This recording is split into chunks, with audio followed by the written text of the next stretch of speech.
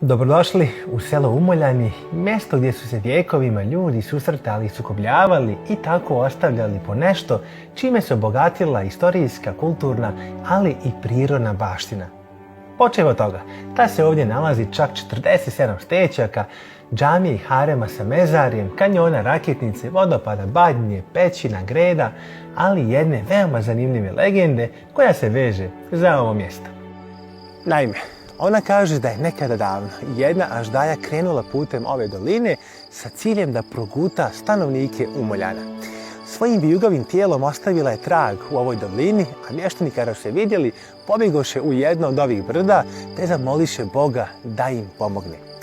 Bog tada usliši njihove molitve, skameni ovu aždaju, a od njenog tijela nastade ovaj vijugavi put kojeg vidimo sada.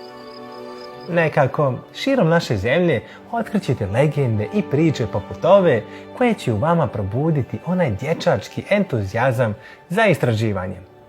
A ono što volim kod Umoljana je baš to, što mogu da se zaputim nekom od brojnih pješačkih staza kao što je Vučkova staza i jednostavno uživam u netaknutoj prirodi oko sebe.